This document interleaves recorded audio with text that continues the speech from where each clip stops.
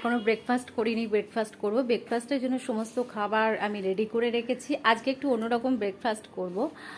তো কি ব্রেকফাস্ট করি সেটাই তোমাদের সাথে শেয়ার করব। চলো দেখো, ব্রেকফাস্ট করার জন্য আজকে আমি যেটা করব সেটা হচ্ছে ঝালমুড়ি।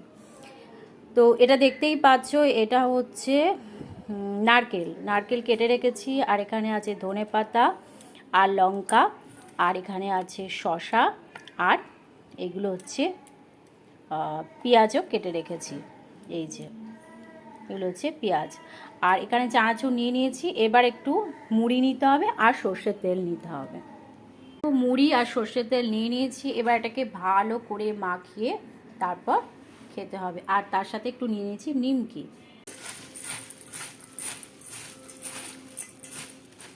আমার ঝালমুড়ি পুরোপুরি রেডি। তো দোকানের মতো ঝালমুড়ি তৈরি করে নিলাম। তো চলো।